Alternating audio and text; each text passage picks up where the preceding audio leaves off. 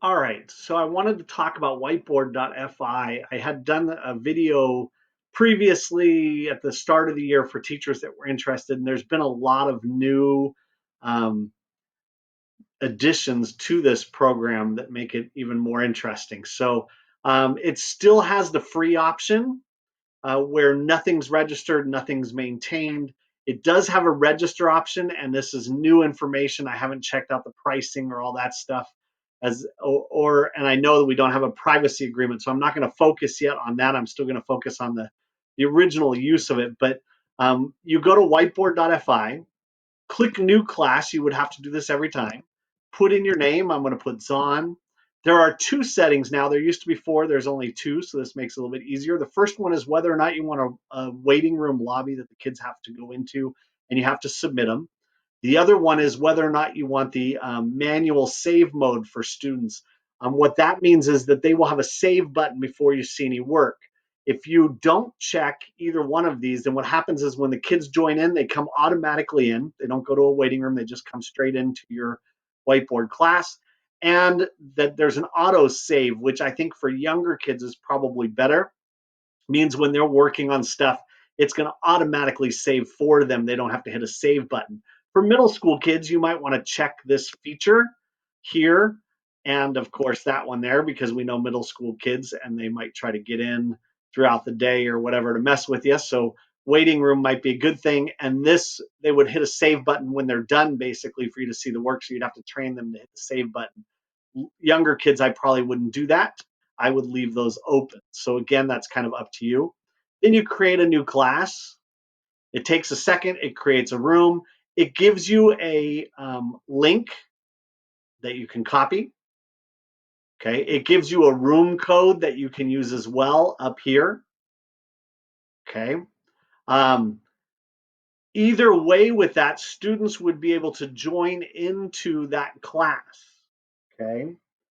They would go back to the main screen, and I'll show you how that works in a second, and type in the join or hit the join class button, and then type in the room code or use the link. You can copy that link, go paste it in Google Classroom, and then they would be able to join right in. Okay.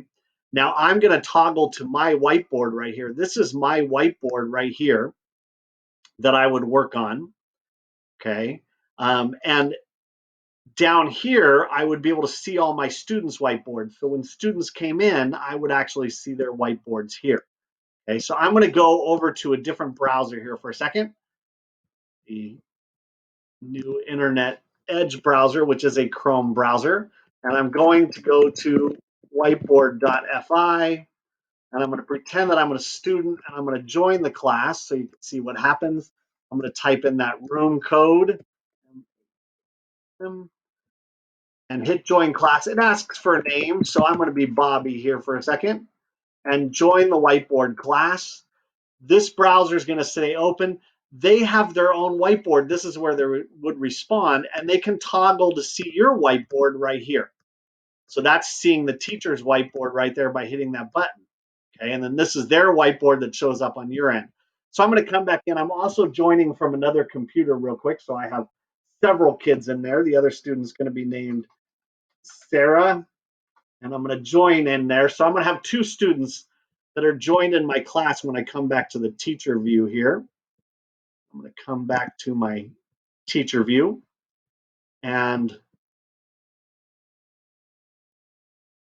you can see that I have two student whiteboards here, Bobby and Sarah, my two students that joined in. And this is my whiteboard right here. The student whiteboards are down at the bottom. Bobby and Sarah are down there.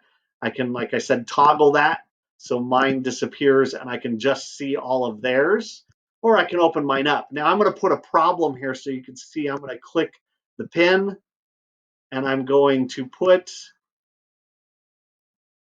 3x plus 2 equals 11. Okay, now if I go back to the student account now and they look at the teachers, they could see the problem.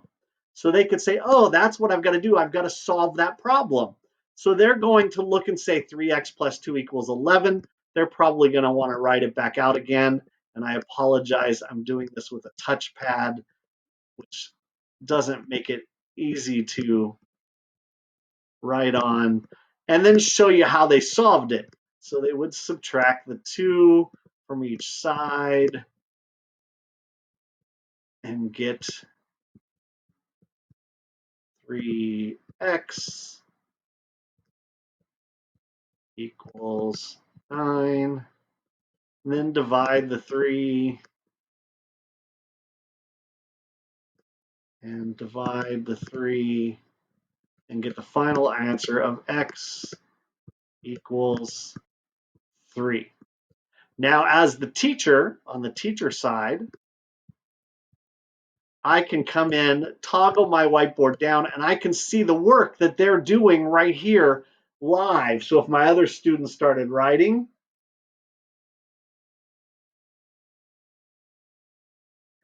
since I left the auto save on, they don't have a save button. It'll auto save over time. I can see what they're doing. It starts popping up.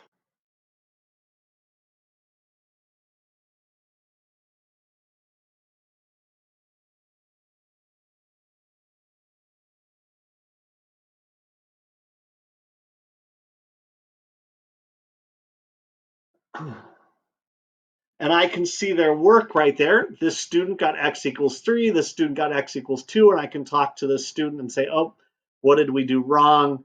I can call them aside and say, oh, you had everything correct there except your final answer. And I can toggle back to my whiteboard and show them the work because they could see that whiteboard. So that's basically how Whiteboard.FI works.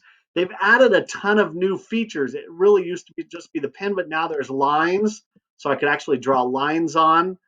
There are different shapes, so there's square or circle, so I can put in different shapes if I wanted to and work with them. There is font so that I could type and actually put type there. There's images, so I can now pull in images from my computer or from stuff I've pulled on down line. You can see that there's cut, there's duplicate and copy, there's undo, which is always one of the best features that I can undo things or redo things. Apparently the text box does not want to. There we go. You have to exit out of it for an undo feature. But you can see I can undo things and move back. There is a download. So I can download this as a JPEG or a PDF. So then I can put it up for students later in Google Classroom. There's delete. There is an eraser.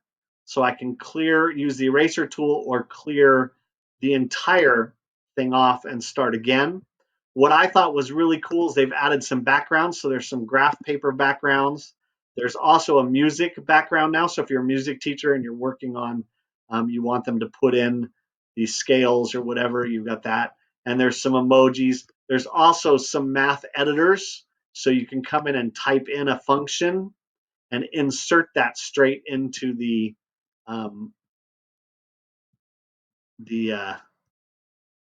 problem without